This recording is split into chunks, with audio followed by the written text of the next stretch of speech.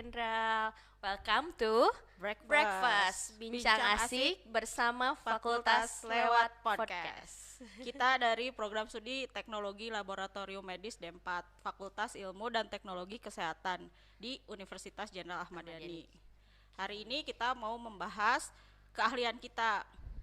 Keahlian kita yaitu temanya kan inner health ya. Kira-kira apa sih Bu Firda inner health itu? Apa ya Bu inner health? Oke, kalau dari aku sendiri ya inner health. Inner itu kan berarti berasal dari dalam ya Bu. Health itu berarti kesehatan. Berarti kesehatan yang berasal ada dari dalam tubuh kita. Ya. Tuh, ya. Kenapa ada hubungannya sama prodi kita? Karena program studi TLM itu jadi salah satu program studi yang akan membantu kesehatan dalam tubuh. Maksudnya gimana? Jadi kan kita teh suka lihatnya ya kalau misalnya kesehatan tuh selalu dari luar gitu ya.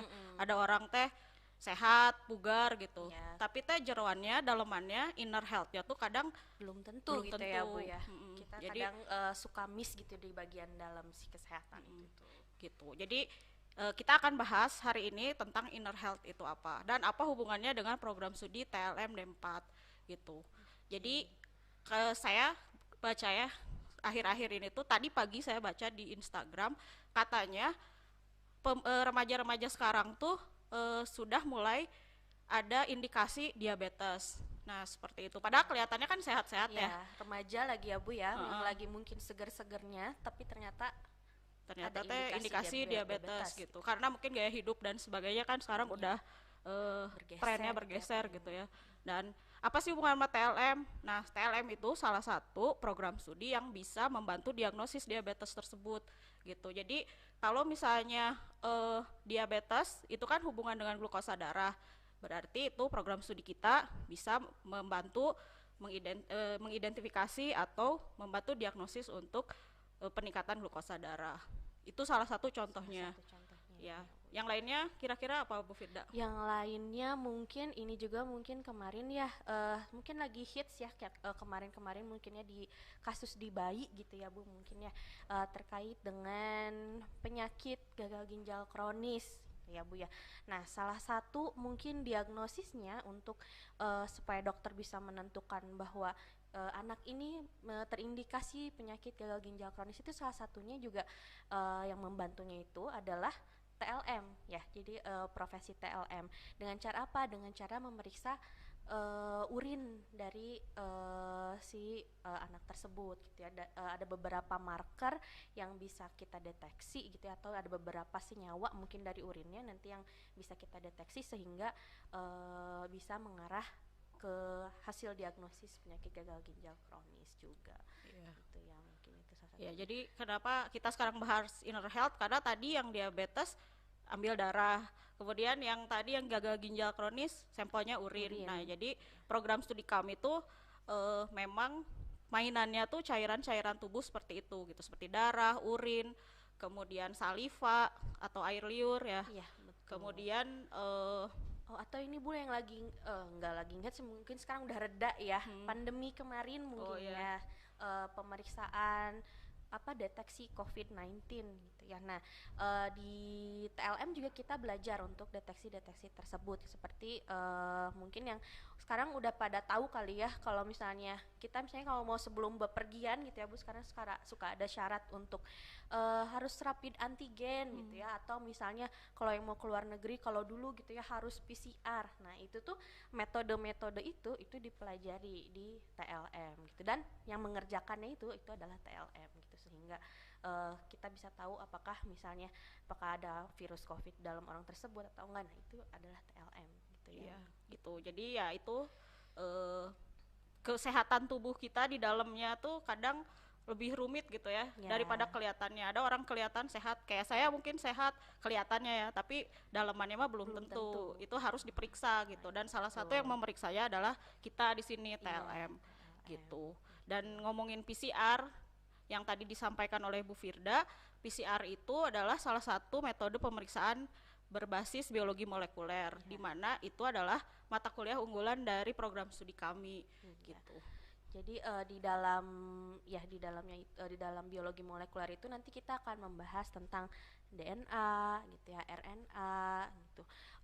Nantinya itu DNA RNA tersebut akan kita deteksi atau kita deteksi untuk menentukan misalnya untuk suatu penyakit, gak hanya untuk menentukan suatu penyakit sih Bu. Nah yang fun fact-nya lagi, saya pernah baca juga gitu ya Bu, deteksi DNA juga ternyata akhir-akhir ini bisa menentukan kayak umur metabolisme seseorang. Jadi mungkin contohnya gini, misalnya umur saya 28, tapi ketika kita tes DNA gitu, mungkin bisa aja ternyata umur metabolisme atau umur tubuh kita itu yang sebenarnya bisa jadi lebih tua dari umur kita sendiri. Misal saya 28, ternyata umur sel saya itu ya dideteksi dari DNA itu ternyata misalnya 30 atau 40 gitu, dan itu bisa menandakan bahwa oh berarti sel kita ini mungkin sudah cukup tua atau sudah mulai sedikit rusak tuh. Nah itu bisa jadi nantinya kita mengubah gaya hidup kita lagi untuk kita supaya lebih sehat gitu. Jadi itu juga dipelajari di TLM gitu ya, untuk deteksi DNA, belajar DNA gitu. Iya gitu. Jadi kenapa udah pada tahu kenapa sekarang kita inner gitu, karena tadi udah dalemannya ternyata sampai ke DNA-nya. Nah, terus di Fitkes itu ada 2 program studi TLM, ada yang D3 dan D4. Perbedaannya dari apa Bu perbedaannya? Perbedaannya itu dari ini dulu ya, dari masa kuliah dulu. Masa kuliahnya kalau D3 itu 3 tahun, kalau D4 itu 4 tahun. Gitu. Kemudian nanti gelar ketika lulusnya kalau yang D4 itu sarjana terapan kesehatan. Jadi setara dengan S1, cuman kita sarjana terapan gitu. Kemudian bisa karena sarjana terapan kita bisa lanjut ke S2. Itu dari lingkup ininya. Kalau dari profil lulusannya mungkin Bu. Kalau dari profil lulusannya mungkin kalau D3 ketika lulus nantinya mungkin salah satunya dia menjadi teknisi ahli penanganan spesimen gitu ya. Jadi yang mengerjakan penanganan atau memeriksa secara teknisnya. Nah, kalau yang D4 juga sama, tapi mungkin perbedaannya salah satu profil lulusannya itu adalah D4 ini dia punya sisi manajerial yang mungkin lebih banyak gitu ya dibandingkan D3, sehingga diharapkan setelah lulus dia bisa menjadi manajer gitu Bu, atau supervisor ya. Itu mungkin tambahannya. Ada lagi nggak sih Bu tambahannya? Ya. Mungkin ya. Jadi kalau istilah di labnya gitu ya, jadi kalau yang D3 tuh sebagai teknisi ahli tadi, kalau yang D4-nya validatornya. Jadi yang memeriksa pekerjaan dari teman-teman yang di teknisi ahli ini apakah sudah bisa dikeluarkan ke pasien atau tidak. Jadi kayak ngecek gitu, apakah ini tuh sudah layak diberikan ke pasien atau tidak. Takutnya ada tinggi palsu atau rendah palsu dan sebagainya, seperti itu. Karena itu. kalau hasilnya salah seperti itu nanti takutnya salah diagnosis ya. Nah itu mungkin divalidasi lagi gitu ya Bu ya. Iya gitu. Jadi kalau mau jadi manajer, jadi lab atau jadi validator bisa mendaftar ke program studi D4 TLM seperti itu. Gak susah sih ke program studi TLM D4 ya. Iya. Gak ada syarat-syarat yang harus seperti apa. Iya, gak harus cantik, gak harus harusnya inner beauty. Gitu. Iya. Jadi kalau mau ke program studi TLM D4 bisa langsung aja daftar ya.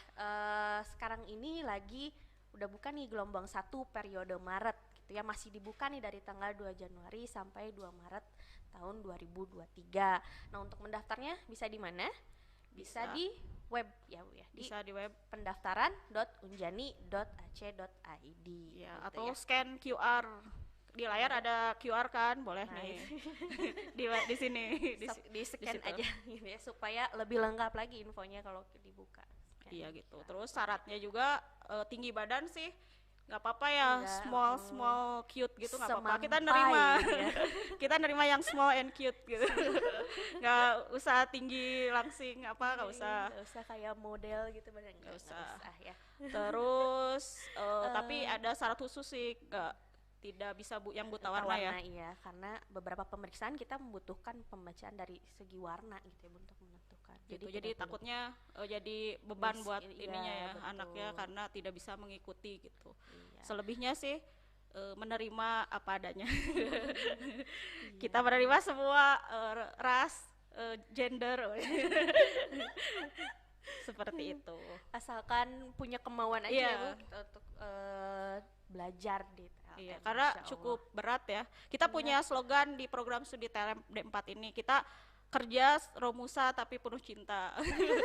Itu internal joke kita ya. Kenapa Romusa? Karena anak-anak TLM tuh ngerasa gitu perjuangan yang cukup keras. Hampir 1 minggu ini sekalian kita bicara culture-nya mungkin ya Bu ya di sana. Jadi dalam 1 minggu itu mungkin bisa beberapa hari atau 4 hari atau mungkin full seminggu kita mereka akan praktikum terus menerus di lab gitu ya. Belum laporannya, tapi ya kita meskipun misalnya berat seperti itu tetap ya kita harus happy gitu ya supaya nanti inner beauty-nya tetap terpancar gitu. Mindset sih ya, maksudnya mindset, mau betul. Kuliah dimanapun kalau kitanya negatif mah susah-susah aja gitu. Betul. Seperti itu. Kemudian lagi mungkin syarat bisa nggak Bu kalau misalnya anak IPS nih ternyata dia memang IPS tapi passionnya ternyata ingin ke kesehatan pas kuliah gitu, bisa nggak sih Bu? Ya kalau TLM D4 sih bisa ya, karena kita pada dasarnya belajar dari awal semuanya gitu, jadi tidak ada masalah mau yang dari IPS, dari IPA, dari SMK kesehatan bisa daftar ke TLM D4. Kemudian karena kita vokasi, praktikumnya banyak banget. Iya. Ya. Ada praktikum apa aja nih Bu kira-kira? Yang kompetensi dulu ya, maksudnya kompetensi itu praktikum yang harus banget wajib dikuasai gitu. Sama anak D4 TLM. Yang pertama ada hematologi. Hematologi itu belajar tentang darah. Kemudian darah tuh apa? Maksudnya kan kayak suka periksa hemoglobin gitu, HB. Nah kita belajarnya di hematologi. Kemudian kimia klinik. Kimia klinik glukosa darah, kolesterol, kemudian enzim itu di kimia klinik. Kemudian ada lagi bakteriologi. Nah, bakteriologi itu kita mempelajari tentang bakteri, utamanya bakteri yang mempengaruhi di kesehatan gitu ya, di penyakit. Kemudian ada juga parasitologi, mempelajari tentang parasit apa saja seperti cacing, kemudian protozoa, serangga gitu ya, serangga yang tentunya vektor penyakit kesehatan. Iya, terus ada lagi imunologi, terus imunologi mah ya berhubungan dengan sistem imun gitu. Kemudian terus ada sitohistoteknologi belajar tentang sel jaringan gitu. Jadi kan suka ada yang orang tuanya mungkin ya pap smear apa, nah itu belajar. Kemudian ada toksikologi klinik, terus salah satu mata kuliah unggulan kita nih Bu, biologi molekuler. Itu juga ada praktiknya. Terus sekarang teh cuaca ini ya, cuaca teh. Iya, kemarin juga kayaknya saya kurang sehat gitu ya Bu, karena agak cuacanya gloomy gimana gitu ya Bu. Enaknya tiduran gitu ya daripada ngapain gitu. Gimana sih Bu Firda? Kan kemarin sakit nih. Iya. Sekarang sehat gimana tuh supaya sehat lagi ya. Sebenarnya simpel sih ya Bu ya. Istirahat yang cukup, kemudian makanannya sih pasti makan makanan yang sehat gitu ya. Yang penting mah happy gitu ya. Nah itu sih mungkin kalaupun kita udah makanan sehat tapi kayaknya gak happy, itu kayaknya kurang ini deh sih. Harus mindsetnya teh di set sepositif mungkin gitu. Ya kalaupun sakit, kalau kitanya tetap senang-senang aja mah kayaknya badai pasti berlalu ya. Jadi pasti sehat dengan sendirinya gitu ya. Terus teh apalagi ya soal di TLM D4 itu nanti kerjanya jadi apa? Biasanya kan mungkin TLM itu dulunya analis kesehatan ya. Jadi ini sebenarnya dulunya analis kesehatan, tapi sekarang ganti nama menjadi teknologi laboratorium medis. Nanti kerjanya jadi apa, Bu Firda? Kerjanya biasanya kalau setelah lulus disebut dengan ATLM, ahli teknologi laboratorium medis. Kerjanya bisa di rumah sakit, bisa juga di perusahaan swasta, seperti kalau mungkin misalnya ada harus cek lab, mungkin ya gak disebutinnya karena kita nggak di endorse jadi nggak akan kita sebutin. Laboratorium klinik swasta itu bisa ya dikerja di situ, atau di perusahaan-perusahaan lain juga bisa sebagai teknisi labnya. Kemudian, oh Bu, ada pertanyaan nih dari penonton katanya. Ada yang nonton? Alhamdulillah. Hai. Jadi ingin menyapa lagi, hai. Oke, pertanyaannya, kalau kuliah D4 kemudian mau lanjut, apakah harus S1 dulu? Enggak ya. Enggak. Tadi karena D4 itu tadi setara dengan S1. Nah, itu juga salah satu mungkin ya kelebihannya ya Bu ya, kalau ambil D4 setelah lulus bisa langsung ambil S2 kalau mau. Iya, gitu. Jadi bisa langsung lanjut S2 karena gelarnya juga kan sarjana ya. Iya. Sarjana terapan seperti itu. Gitu. Jadi itu ini kita ya, maksudnya profil kita sebagai TLM D4. Kalau misalnya penasaran lagi bisa ke IG kita punya IG TLM D4 Unjani. Ya, TLM D4 Unjani. Kemudian TikTok juga ya. Ada TikTok juga. Namanya sama TLM D4 Unjani. Samain aja biar gampang ingatnya. TLM D4 Unjani. Iya gitu. Jadi kita menerima, tadi kita balik lagi ke awal, kita menerima pokoknya kalau orang yang penasarannya tinggi, tingkat curiosity-nya tinggi, ini cocok nih di sini karena kita teh semuanya kita periksa. Senjata kita di TLM itu adalah mikroskop. Gitu. Kalau anak-anak jenderal bilangnya itu adalah pacar mereka itu adalah mikroskop gitu ya. Jadi mikroskop itu udah kayak pacar gitu ya, karena lebih sering ketemu mikroskop daripada ketemu pacar. Cocok buat yang jomblo ya, jadi kan ada ininya juga. Oke, yang boleh daftar dari jurusan apa itu tadi ya, boleh dari IPA bisa, IPS juga tadi kita nerima, SMK kesehatan sih ya. Iya. Gitu. Terus ada pertanyaan tadi sebelumnya katanya kalau TLM perban nggak gitu apa? Iya, ngapain aplikasi aja sih bedanya mungkin karena mungkin ada yang lain ya Bu ya, ada perawat lah katakan, terus ada dokter. Nah bedanya apa nih TLM nih gitu, apakah TLM tuh kalau kita belajar merawat luka nggak Bu misalnya gitu? Enggak, kita tuh tadi disampaikan kita tuh temennya nanti ketemunya cairan tubuhnya gitu. Jadi kalau teman perawat ketemu pasiennya, kalau kita mah ketemu cairannya kayak urinnya, darahnya, bagian tubuhnya gitu, jeroan pasiennya. Makanya kita tema sekarang inner health karena kita tuh lebih akrab dengan jeroan pasiennya.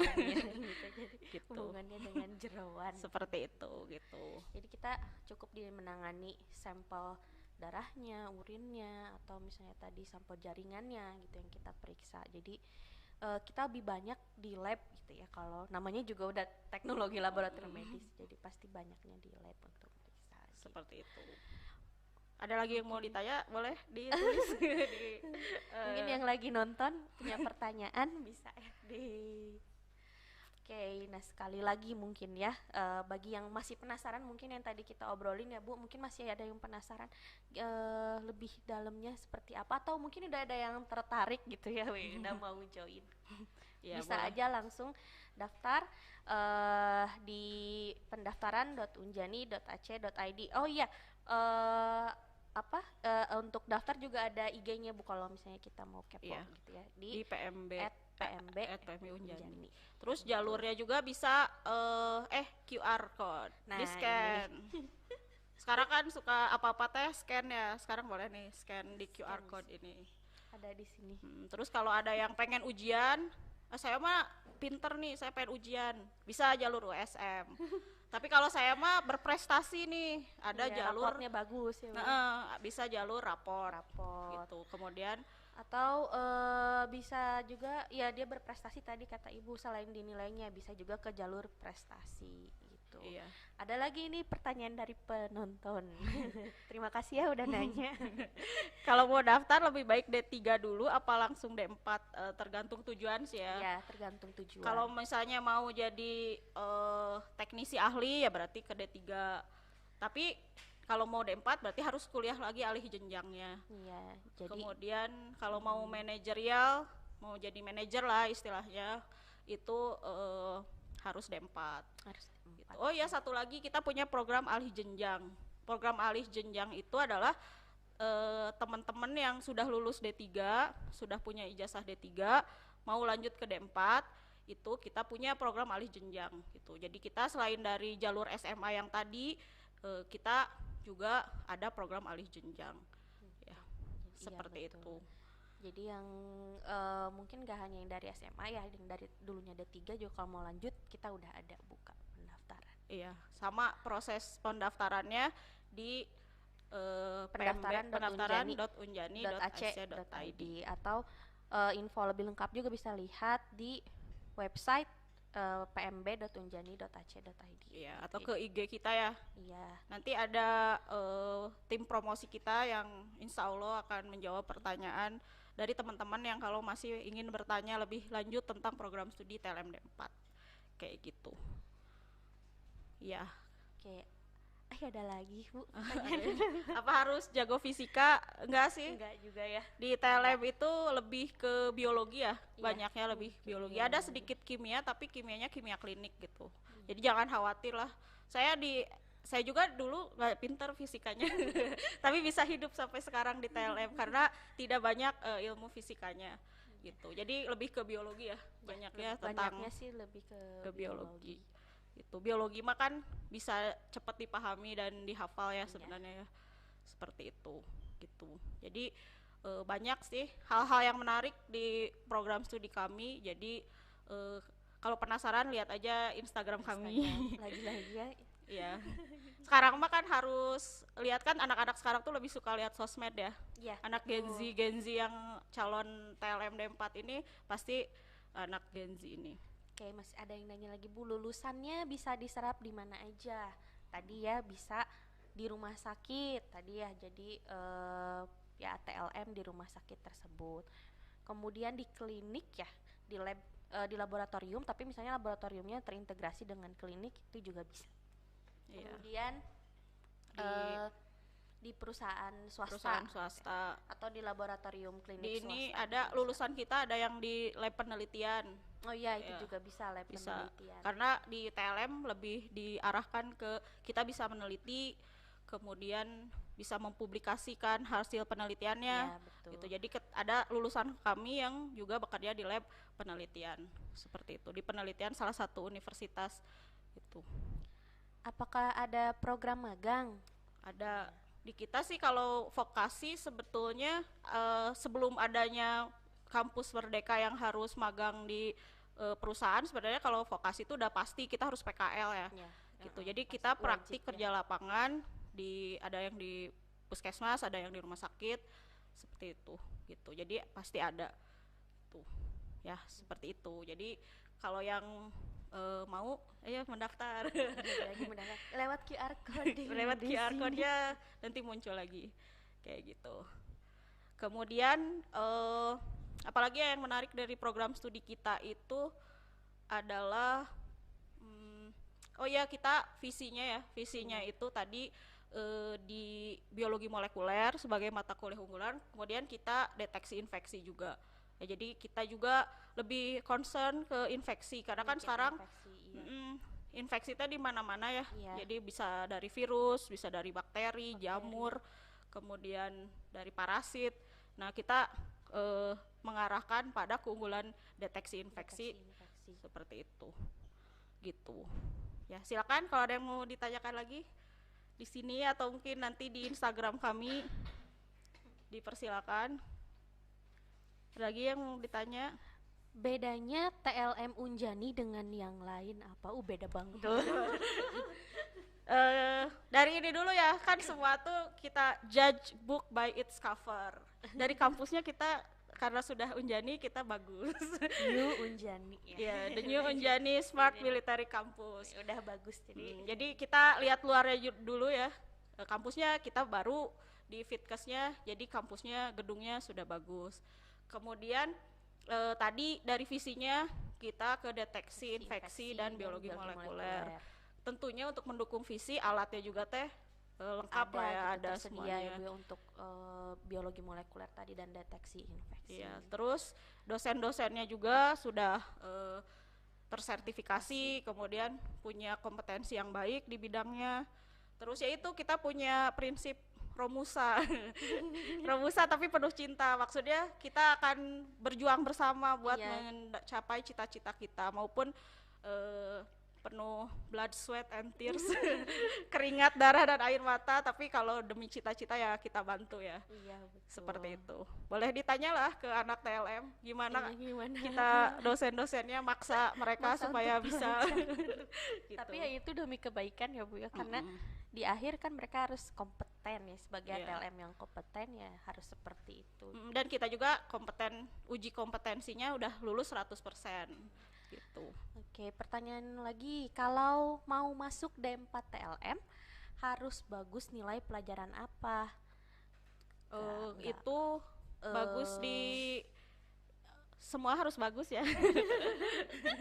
Tapi pasti yang ini sainsnya ya. Iya, apa harus sih? kuat di sains tadi ya. Tadi udah dijelasin sih, terutama mungkin biologi gitu ya. Tapi ya kalau misalnya nilai biologinya nggak bagus juga nggak apa-apa ya. Cuma ya asalkan nanti pada saat kuliah mau mengikuti berusaha tadi harus bisa mengikuti prinsip Promusa gitu kan.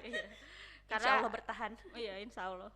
Ya gitu. Terus apalagi ya, ya kita sebenarnya prinsipnya belajar dari awal lagi ya. Gitu. Jadi nanti akan basic-basicnya disampaikan kembali gitu. Kalau misalnya ada teman-teman yang misalnya tadi lupa dari IPS dari IPS nggak ngerti gitu, karbon berat molekulnya berapa, jangan khawatir, nanti kita ingatkan kembali gitu. Terus ya jadi kita belajar dari awal kembali gitu. Oh iya, kita ngobrol aja dari tadi tapi belum perkenalan ya Bu. Ya belum perkenalan, kita lupa, saking kita semangat memperkenalkan TLM D4 kita lupa memperkenalkan diri karena kita orangnya introvert. Sebenarnya ya. Saya Ferdina, di TLM D4 sebagai ketua program studi. Ngajar apa aja Bu nih? Saya kimia sih. Ya lebih ke kimia. Kalau ini Bu Firda. Saya Firda. Bu Firda, dosen. Kalau saya dosen dari Prodi TLM D4. Mengajar lebih ke bakteriologi dan parasitologi mungkin ya. Nanti kalau teman-teman semua nanti masuk TLM D4 ya nanti ketemu saya di bakteriologi dan parasitologi.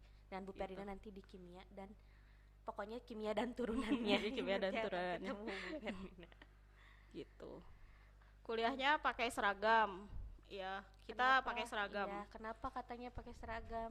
Secara ini ya kelihatannya lebih rapi ya kalau pakai seragam ya. Iya, jadi terus gak beda-beda, terus kalian nanti kalau pakai seragam gak bingung besok saya pakai baju apa ya, pakai seragam aja lagi gitu kan. Menyelamatkan yang gak fashionable ya. Kayak saya suka bingung gitu baju apa, tuh pararantes gitu. Tapi kalau ada seragam ya mau gimana juga ya. Ya udah ada seragam jadi gitu. Memudahkan gitu, nggak usah mikir besoknya apa. Ya lebih ini aja sih, lebih juga rapi aja gitu. Alasan benernya ya, lebih rapi. Alasan gak benernya tadi menyelamatkan orang-orang yang tidak fashionable. Gitu. Seragamnya kita rada warna-warna kuning krem coklat gitu. Ya. Krem gitu lah ya.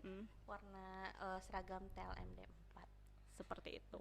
Ya sekali lagi kalau tertarik jangan lupa daftar ke program studi TLM D4 di pendaftaran.unjani.ac.id.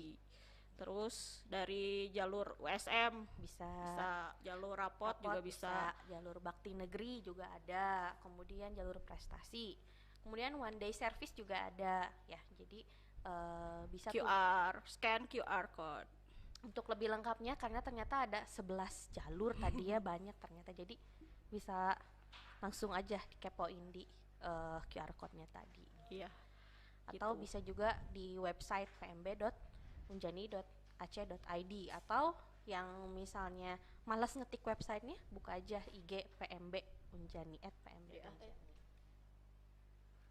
11 jalur masuk. Kita dapat contekan karena saking banyaknya takut kita lupa. Ada PMDK jalur tapi PMDK. Udahan ya. PMDK tuh akhirnya 3 Februari. Jadi udah nggak bisa diikuti lagi oleh teman-teman. USM. Kemudian jalur USM.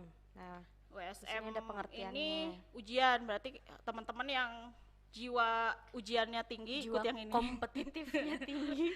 Ingin menaklukkan soal-soal, ikut ini. Ini mah panjang waktunya ya, dari 2 Iya. Januari sampai 8 September.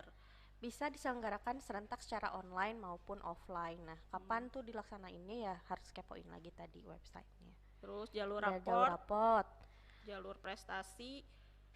Di sini prestasinya lebih ke prestasi di akademik. Kemudian jalur bakti negeri, ini tuh maksudnya jalur bakti negeri ini yang prestasi non akademik. Jadi bisa kalau yang akademiknya bagus berarti ikut jalur prestasi. Kalau yang akademiknya ya bagus juga tapi biasa aja. Tapi punya prestasi non akademik. Misalnya saya juara menyanyi di Indonesian Idol gitu. Juara 100.000 gitu. Nggak apa-apa, bisa ikut daftar di jalur bakti negeri. Atau bagi putra putri tenaga kesehatan, kemudian putra putri dari ibu bapak guru dan dosen bisa ikut jalur bakti negeri. Nah, ini yang kita selanjutnya adalah jalur lanjutan atau di kami program alih jenjang dari D3 ke D4 ya. Itu juga ada ini. Kemudian jalur one day service, di sini Daftar dan pengumuman di hari yang sama, tapi mungkin nanti ya untuk info lebih lengkapnya lagi seperti apa mungkin kapannya itu nanti bisa cek di website ya. iya. Kemudian ada jalur UTBK, ujian tulis berbasis komputer. Ini penerimaannya berdasar nilai SNBT. Jadi SNBT nanti tuh kayak zaman saya SNMPTN ya. Jalur ke universitas negeri, mungkin seperti itu ya, saya bisa salah. Iya betul. Betul. Kemudian jalur undangan ini khusus untuk prodi tertentu berdasarkan kebijakan universitas. Ini silakan ditanya ke admisi ya, untuk yang jalur undangan ini. Seperti itu. Sekali lagi, teman-teman silakan mendaftar ke program studi TLM D4 supaya bisa tahu jeroannya orang gitu. Jadi kalau misalnya suka nggak bisa lihat orangnya kayak apa, tapi kita bisa lihat cairan tubuhnya kayak apa gitu. Kita bisa tahu inner health-nya itu sehat atau enggak ya di program studi TLM D4. Iya, gitu. Jadi emang harus sekarang mah apa-apa tuh selain judge book by its cover, kita harus judge book by its inner health gitu. Ada yang kelihatannya apa tapi ternyata dalamannya gimana gitu ya, jadi bisa dipertimbangkan lah. Dan ini juga kayak penting kayak ini loh, kayak couple yang mau nikah gitu ya Bu ya, kadang mereka mungkin mereka tuh lebih mengutamakan mungkin kayak prewed dan sebagainya. Nah, kalau menurut saya mungkin lebih penting itu kita cek kesehatan dalamnya dulu, karena siapa tahu kan nanti di antara couple tersebut mungkin ada nanti ketika punya anak mungkin bisa menyebabkan yang turunan talasemia ketika nikah. Nah, itu bisa diceknya juga di lab tentunya oleh HTLM. Ada apa sih istilahnya tuh? Pemeriksaan pranikah gitu ya.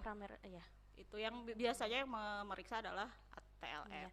Jadi mungkin daripada prewed, nah sekarang kita ada tambahan tren gitu ya dengan cek inner health gitu ya. Pasangan kita sebelum menyesal di kemudian hari. Yes. Kemudian ada pertanyaan kerjasama dengan industri dan mitra. Oh iya, kita udah pernah kerjasama dengan apa aja Bu nih? Kerjasama sih kalau untuk kita ya lebih banyaknya dengan rumah sakit, puskesmas ya, untuk pelaksanaan PKL. Kemudian kita ada beberapa kampus juga yang kita kerjasama untuk program Tridharma penelitian dan sebagainya. Kemudian universitas yang luar negeri yang kita kerjasama tuh ada Mahidol University gitu. Jadi nanti kalau kedepannya ada teman-teman yang saya mau PKL-nya di Thailand gitu, biar mungkin ketemu Bright Twin. Tahu nggak Bright Twin? Anak zaman sekarang harus tahu Bright Twin. Itu bisa ke Mahidol University. Gitu. Kemudian program pemanjangan tuh apa ya? Pemagangan. Oh, pemagangan.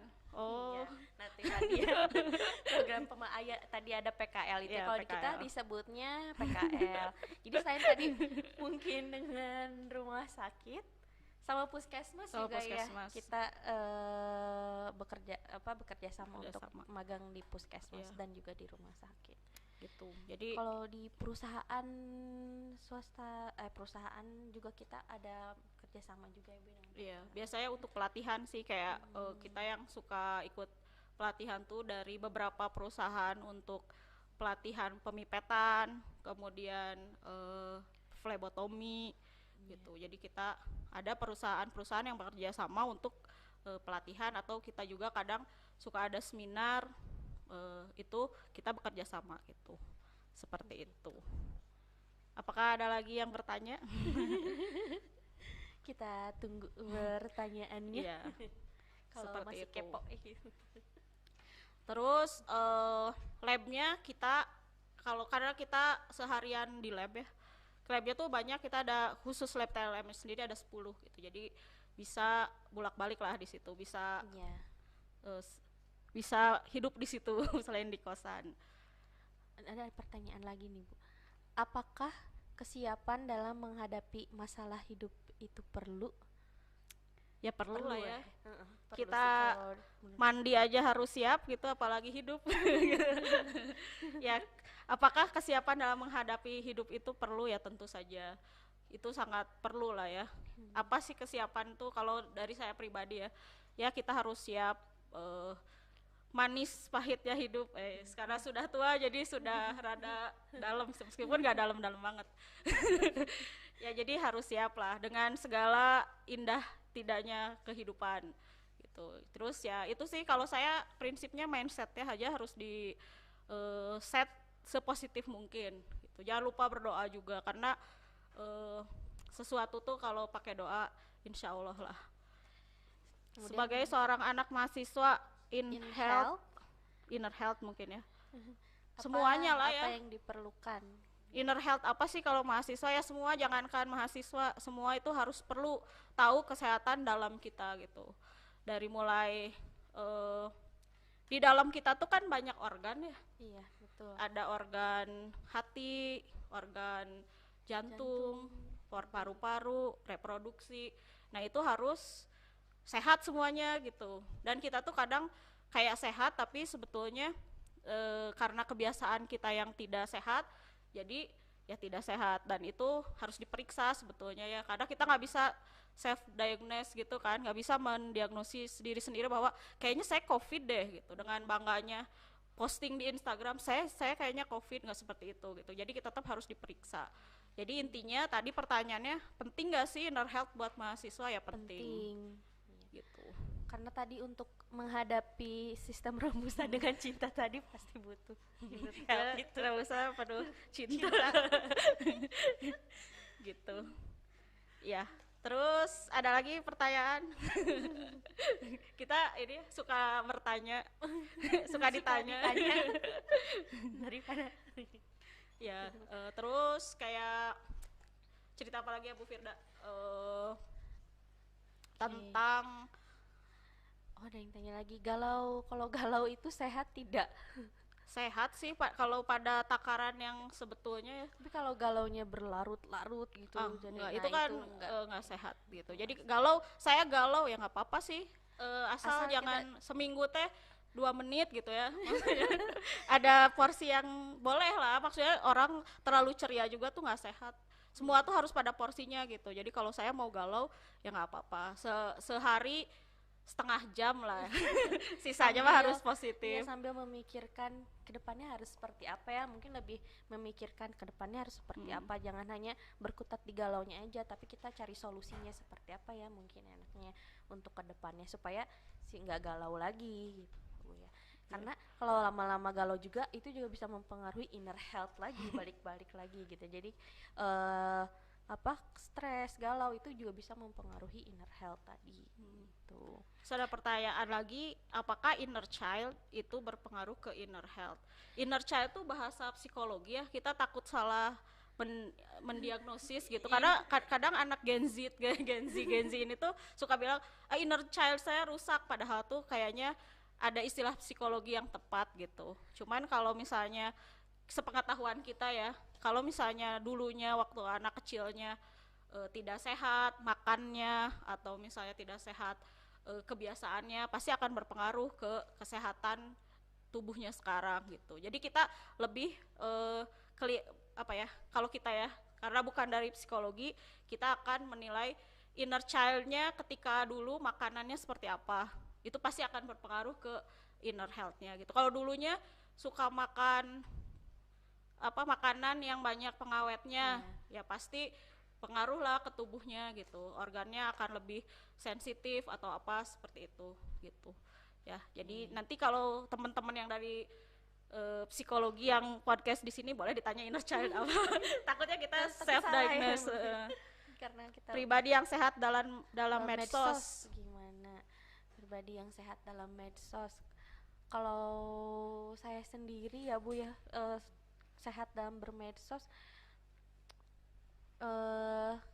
kita sih boleh aja ya kalau dari saya.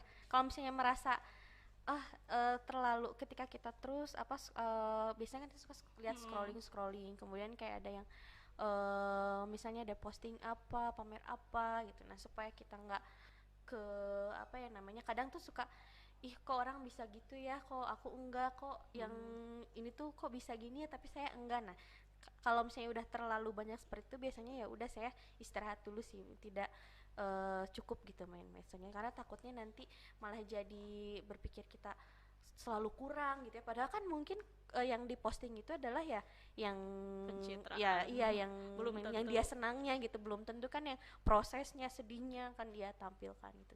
Jadi ya paling ya bijak lah, kalau yang baiknya ya bisa kita ambil, kalau misalnya ternyata terlalu bagi kitanya terlalu bisa jadi apa ya, jadi kayak berpikiran yang negatif terus ya, merasa diri kitanya kurang terus, nah itu mungkin udah nggak sehat ya di ya waktu juga ya gitu, jangan iya.